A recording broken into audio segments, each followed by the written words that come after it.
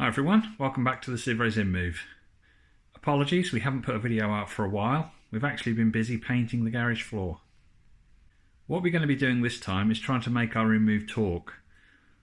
We'll be using the MarySpeech service in MyRobotLab, and we'll be taking the audio output from the Raspberry Pi and feeding it through this audio amplifier you can see here, and then finally out through a speaker which will be mounted in the mouth of the robot. I've got George with me to act as an extra pair of hands and to help me with some of the camera shots. So let's get straight into it.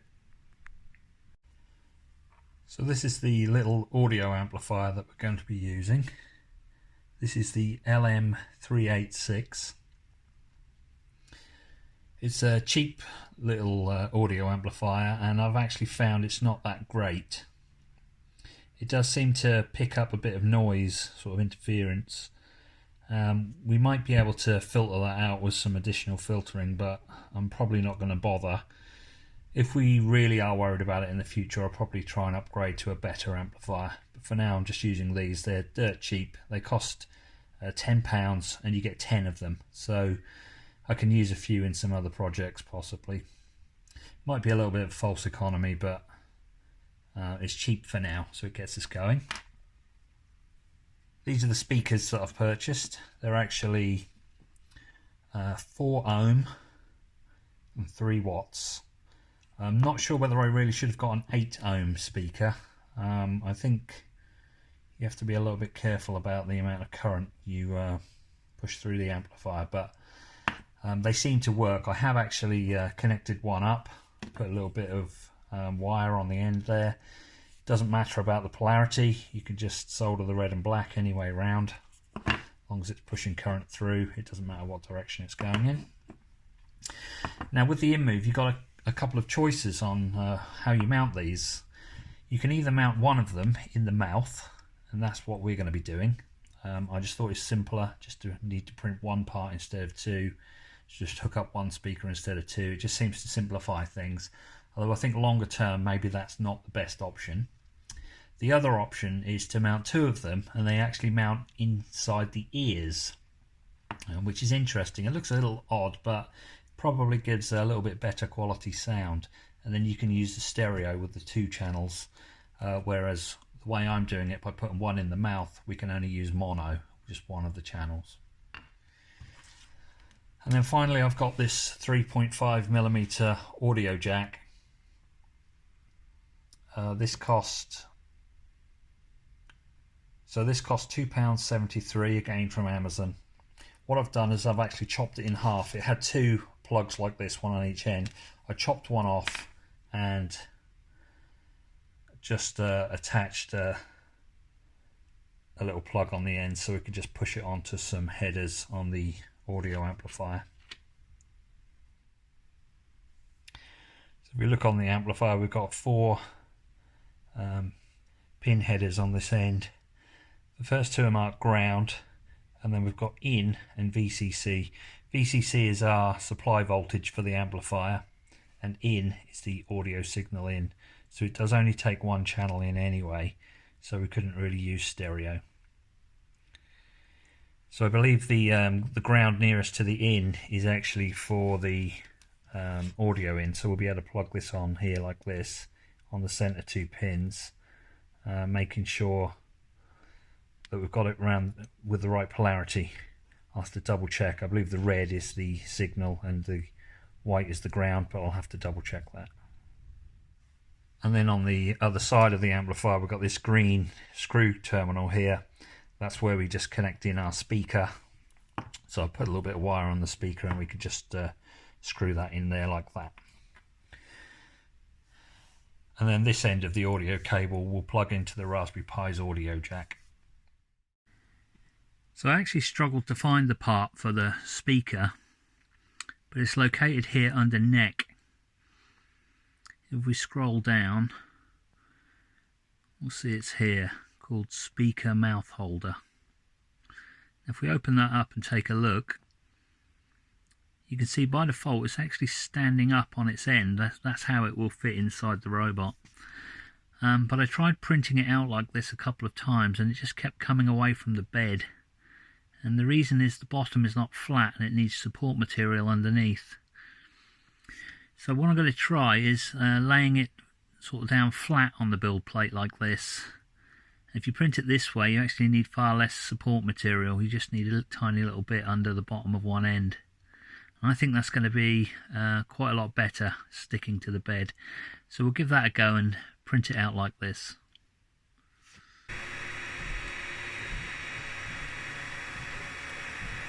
So this is the first layer going down with the part laid down flat on the bed. A couple of things that look a little bit strange here is I've put some tape in there on the four corners. That's just to ensure that it doesn't lift up on the corners from the bed. Probably don't need it on a part like this because it looks like the first layer went down really well and it's got a good surface area to adhere to anyway, so we probably don't need it, but I generally always do it because I don't want to come back a few hours later and find one of the corners is lifted up. The other thing that's a little bit odd is the brim is in grey when the part is in black. That was just the remains of the grey material that was in the nozzle when it first started printing, but the part should hopefully come out completely black.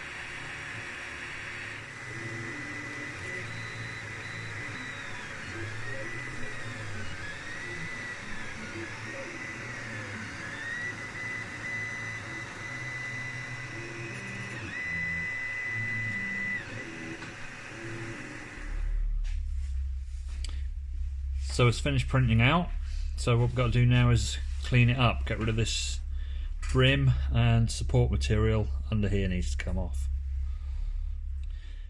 Well, that was actually really easy, it just came off in one single piece. I wish I'd have had the camera running when I pulled that off now. I wasn't sure if I was going to regret printing it this side down in case it was difficult to remove the support, but that came off really easily, so looks like that's worked out. I think we've got a little bit more to remove down here.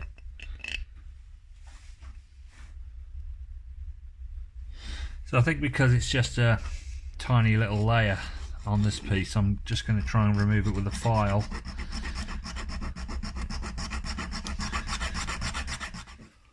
Alright, so it looks like it's coming along nicely. So we're going to use a bit of P320 grit sandpaper. Just to clean it a little bit. Yeah. But hopefully you're going to give it a like, if you're going to like it or dislike it, but you don't have to. Yeah. And I'm so excited that we need to build the subscribers. So my dad's going to do that, clean this up, and then we're going to see what it looks like. So, yeah. Just go up to P1000 grit. Don't really need to do this, we're not going to see any of this anyway. Nah. Right. And I'm just going to give it a little wash to wash all of this dust off. Okay. A little bit of water. Yeah, and that's after washing it, that's nice and smooth. It's kind of okay, I guess. Maybe there's a little bit more that should have been removed, but being a bit fussy, we're not even going to see this, so.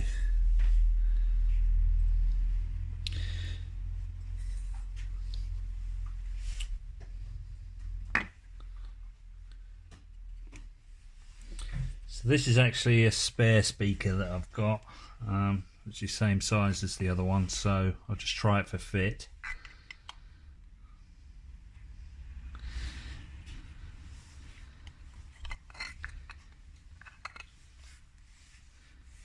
I think that looks like that's going to fit in there just perfect.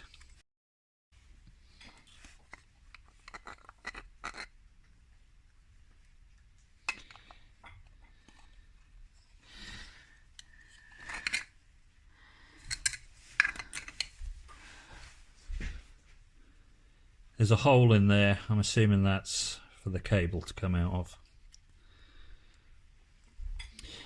So I think we're going to have to see how this fits into the head, and for that I think we're probably going to have to take the head off the robot and take it apart so that we can get this fitting inside. So my dad's going to unscrew the robot with a screwdriver. I can see it, but that's it. So guys, I have short, medium arms. Don't know what my size of my arms are. Okay. That's one screw done. Right, carry this. Carry this. Hey Ralph. It's kind of good. Good. Look at how we see the. Don't know what size is wobbling. Because it's kind of confused. It's kind of confusing for some reason. Oh, just gonna pick this up. So I have this screw on my hand. Just gonna put that on the bench. As you can see that. Okay, that's good. And let's get back to the head. So it looks like this goes up into there, but we can't get it in with the jaw in the way, so I think we've got to take the jaw off, and then I think to get these two screws in here we're probably going to want the face off as well. So I'm going to start dismantling this. Okay. Got another spider. Go away, spider. Go away. Right, so I think I'm going to take that out. Okay.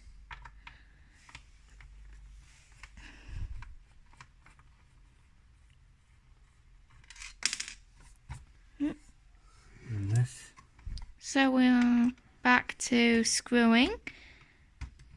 Back. Screwdriver. Did you pack that one? Oh, there should be one in here. There it is. That's a better screw.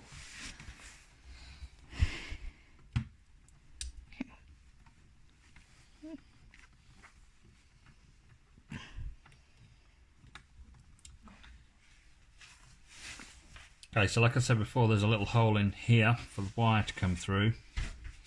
Soldered a couple of wires onto the speaker and we'll just feed them through that little hole.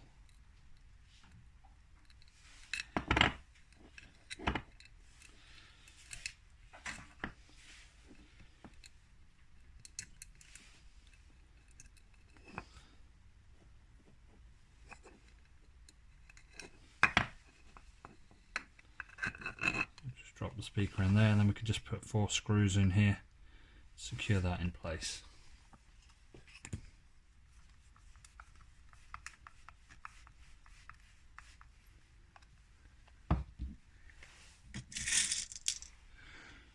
I'm just using number 4 by 1/4 inch screws.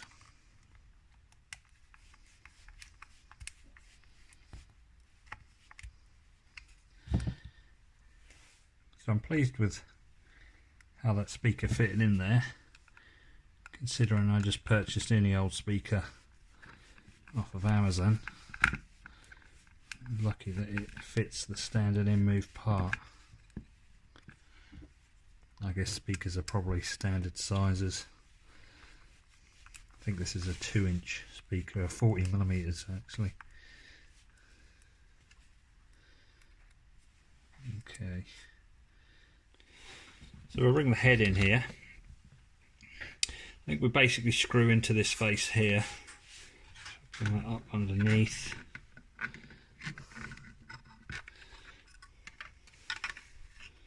Can actually get that in there without removing the jaw. So it needs to screw onto that face, but we can decide how high we want it. And I think I'm going to position it.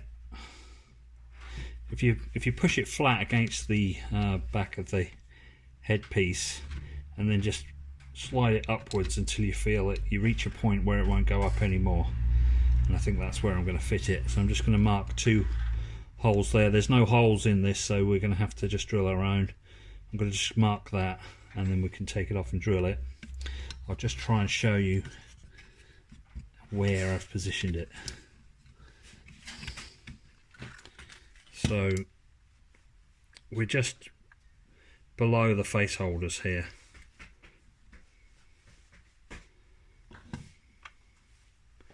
Sort of about halfway up the face holder. So I've got these two screws fitted in there now. So the speaker is now mounted down there in the mouth. Next thing I've got to think about is how we're going to mount this little amplifier. Now a few videos ago, I can't remember what episode it was, but I made this custom bracket here, sort of L-shaped bracket that held the little circuit board we made for the servos. So what I thought is I'd make another one, extend it out here a bit, and we can mount the audio amplifier in here, probably that way around. So these screw terminals are at the front for this speaker wire, and the pin headers are at the back where we can bring the cables up from the neck. So I'll design up another little bracket and print one of those out. So here is my new bracket, and we can see the amplifier fits in there perfectly. Slots in there like that. Nice tight fit. So we'll do the same as before, and we'll put some hot melt glue on the back. So what I need to do is transfer the old circuit board out of there and also glue that into our new bracket. So I'll clean off this brim and we'll get them mounted in there.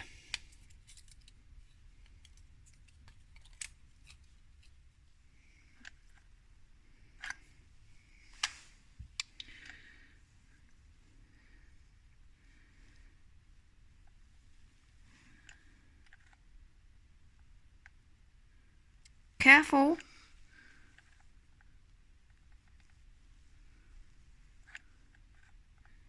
So let's put a bit in each corner. The hands are shaking a bit.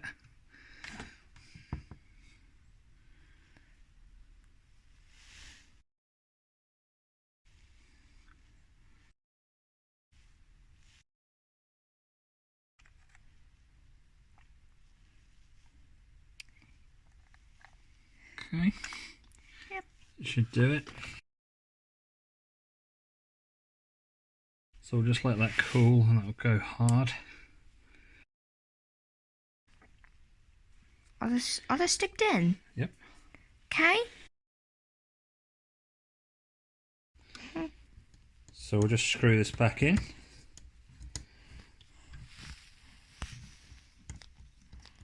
I'm just going to plug the servo headers back on. Now I'm just looking here as I'm plugging these on, and I'm thinking that one of them's back to front. You can see we've got the brown wire at the top on one, and the orange yellowy wire at the top on the other, and they should both be the same way round, and I'm wondering if that is why the Eyes X didn't work when we did the head demo. So I'm going to try and fix that, and that might solve the problem with the Eyes X. So I'm actually having a little bit of trouble with reassembly, so I've decided to lower the speaker a little bit. It's a little tricky for me to hold this. I originally said to sort of push it up here, hold it flat against the back and then push it up as high as it will go.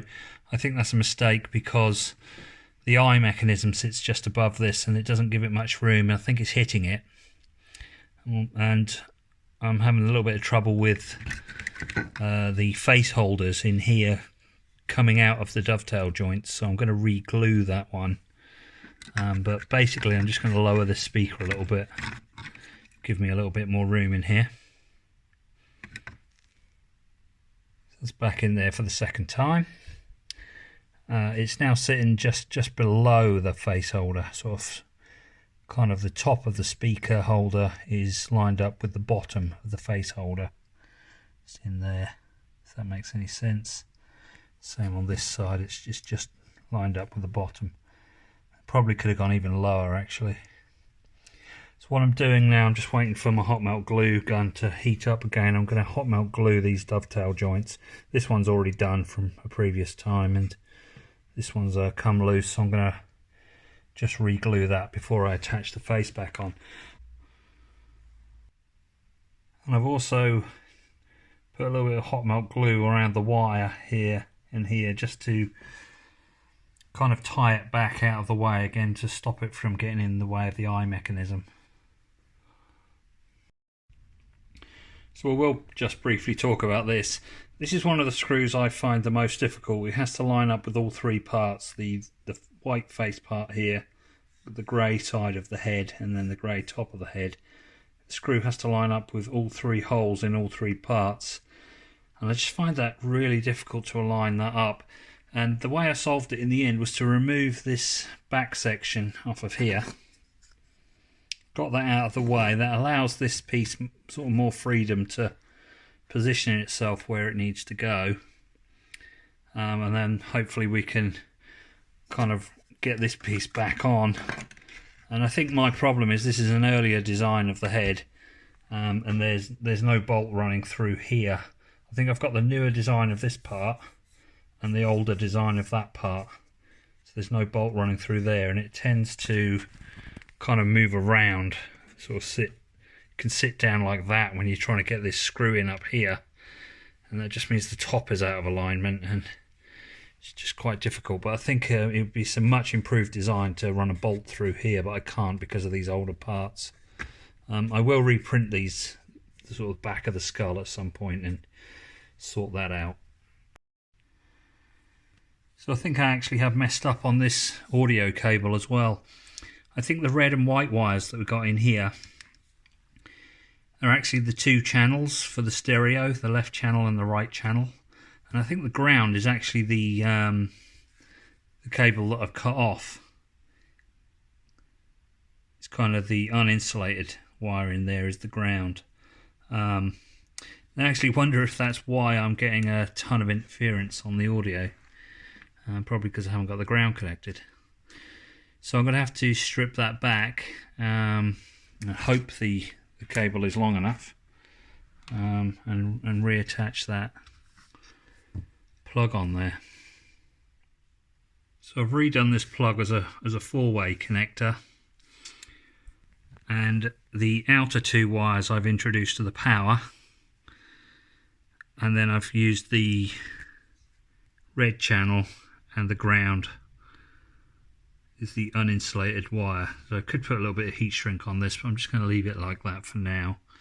I'll just tie back the white one. I think you can connect the red and the white together, but somebody suggested fitting a resistor in between the two of them, and a little resistor network actually, I think, but I'll look into that a little bit more before I do that. So this can plug on into our head now, down in here. It says VCC is on our left as we're looking at it that way, so that'll plug in there like that.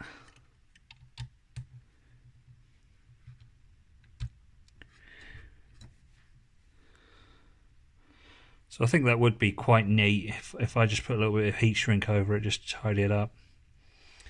I do wish that I used a little bit thicker gauge on the power wires. I have no idea how much power for the amplifier they actually need. It seemed to work before, so I think it'll be okay. So I've now got to route all of these wires back down through the neck.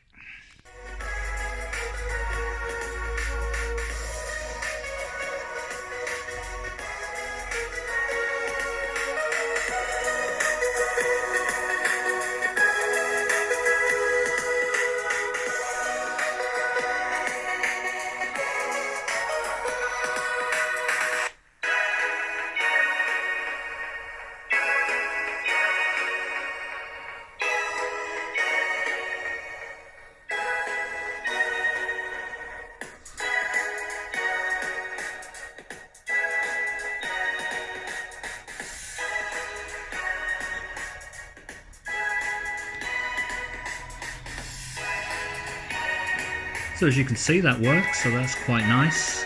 We've got sound coming out of the Raspberry Pi, but we do actually have a problem. I went into MyRobotLab and I just could not get any sound at all to come out of the MyRobotLab software, which is basically a Java application. And this is thanks to Ray over on the Cyber1 YouTube channel. You should really go and check out his channel. It's got a lot of useful information on there. To solve this, we need to edit one of the Java config files. So you can see here what I'm doing is sudo nano /etc /java-8 -openjdk /sound.properties. So we're just editing one of the Java configuration files. So if you scroll right to the bottom of the file,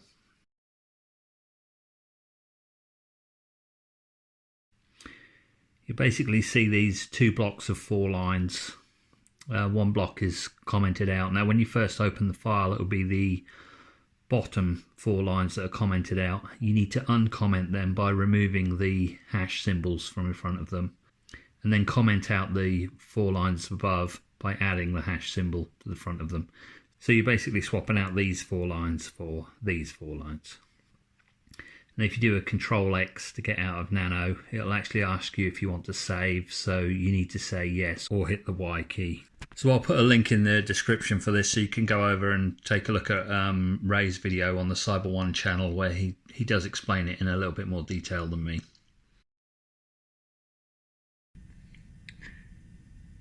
So you can see on the screen here, I've just opened up MyRobotLab.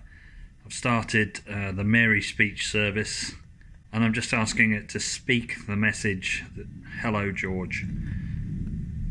So let's listen to that. I'm just operating this from a VNC session on my laptop. Hello George. Hello George. Hello George. It's a little strange because it sounds like it's saying something just before it speaks the phrase. Hello George. Hello George. The other thing I sort of wanted to point out was I'm getting a lot of interference on the audio, and I actually just moved the mouse here. I don't know if you can hear that. I'll just move the camera a bit closer to the speaker. Just as I'm moving my mouse, it's causing all that interference. I actually think it's coming from the touchscreen, or the screen. Probably the HDMI signals kicking out all sorts of interference. Hello Steve, how are you today?